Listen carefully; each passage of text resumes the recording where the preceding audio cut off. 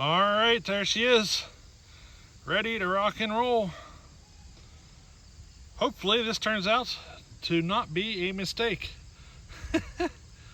So yeah, let me kind of explain a few things, because some of you might notice things like a big gap right there. That's definitely not normal for this saw.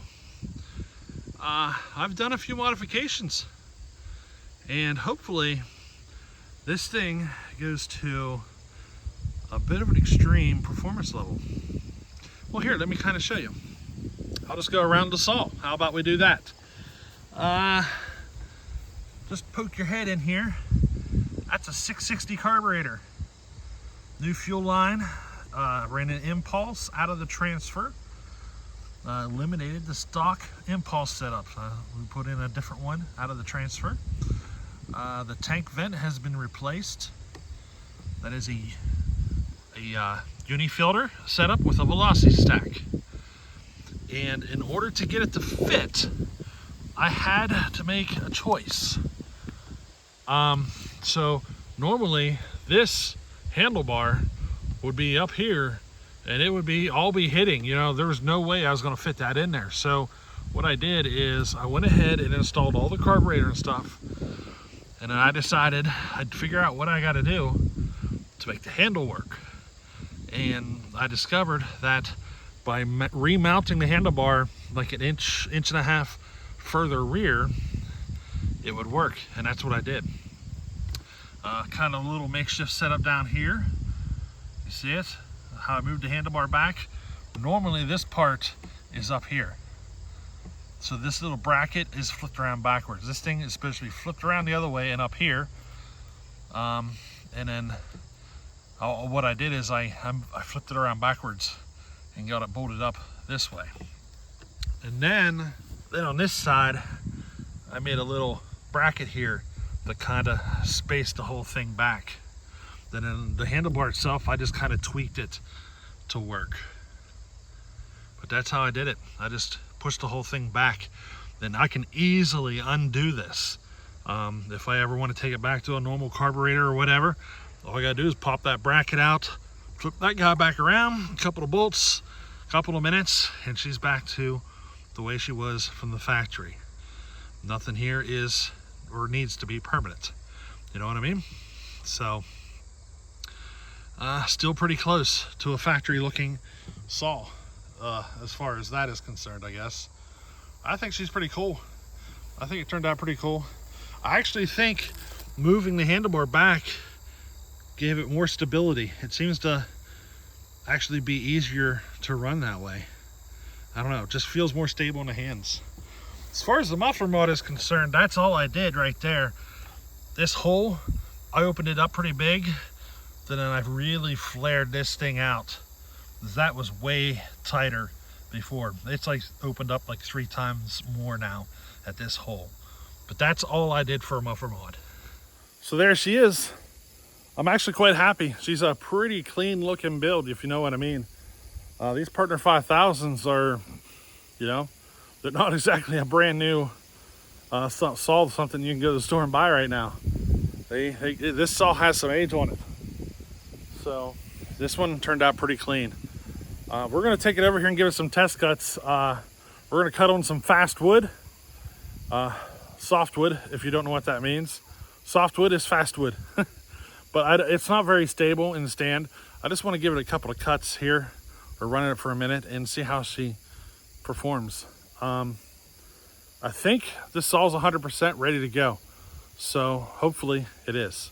And we're gonna give it a quick run here on some wood, see if she is definitely starting to go, or you know, maybe I got to come back into it and do some more work or whatever. That's kind of what this little test session is about. The wood I have set up here on my stands right now is dedicated for a project. I don't want to be cutting on it, so I put a little pine log on a makeshift stand down here, just to make these cuts, you know. So let's see what happens. All right. I forgot to mention the throttle lock on this puts the throttle at full throttle. I did that on purpose. Well, I mean, those have got a lot of you guys probably know why. But the throttle lock is set up to run it at full throttle. So I have to start it without using the throttle lock. I just choke it and pull the cord, you know what I mean, at regular idle speed. I'm not using the throttle lock. That's for a specific purpose.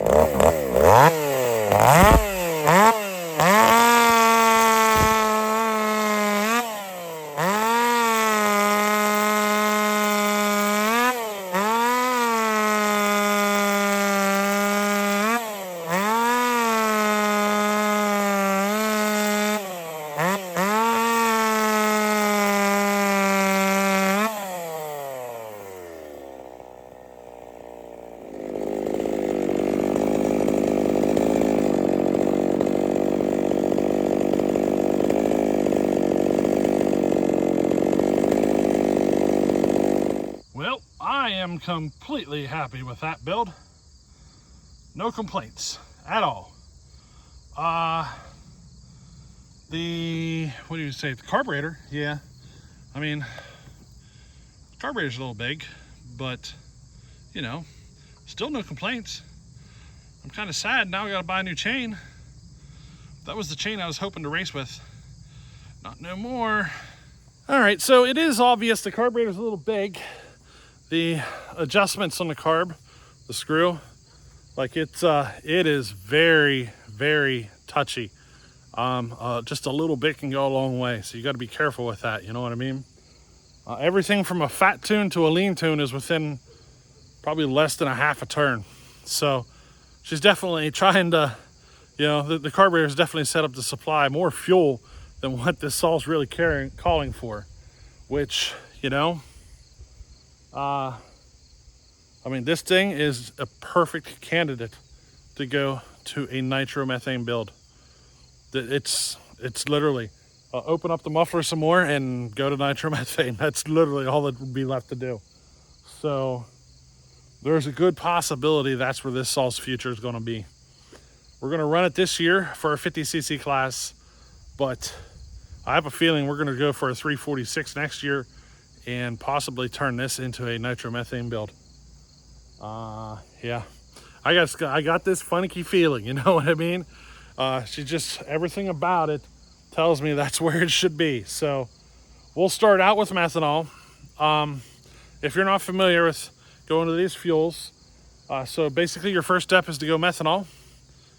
And when you go to methanol, then you start tuning and working on getting yourself to a really super, super rich tune on methanol. That's your first step in the process. Then from there, you can go with a nitropropane additive if you like. That'll cause you to eat more fuel, which will kind of tell you what other modifications you might need to go. And then the next step after that would be to go with methanol, nitromethane. It takes methanol to burn nitromethane. So it's usually like a 60-40 mix, or for like the hotter stuff, you know, a lot of the hotter stuff goes on like a 60-40 mix of methanol, 40% nitromethane. You don't run nitromethane 100% by itself. It just, it doesn't burn. You need that methanol, you know? But anyway, yeah, that's kind of what the process is, and I got a feeling we're going to be doing that with this saw next year. She's a pretty nice saw though. I don't know, we'll see. Well, we might change her mind. I've been known to do that more than once, right? I was back and forth on this saw, you know what I mean? Do I build it, do I not, all that stuff, and I decided to go full send. So that's what we did. So yeah, that's where we're at. You know, there's issues with the carb. That might actually be my muffler not being able to move the gas out. So we may open up this muffler some more. That just dawned on me. It might actually be my muffler kind of limiting us. You know what I mean? Because, you know, that's a good possibility. It just kind of dawned on me. But anyway, that's the way this saw is. That's the way she's running. That's the way we're racing. Our 50cc class is now officially the Partner 5000 Plus. Ported up, ready to go. The Husky build project that we did with a Partner 5000 cylinder, that one is dead in the water right now until we get a new top end for it. So this is what we're running. I had to steal parts off of it in order to get this one running. So that saw is no longer running at all. It's out of commission because it, you know, I stole parts from it to get this one running. It was a donor. But anyway, hey, we'll catch you in the next one. Later.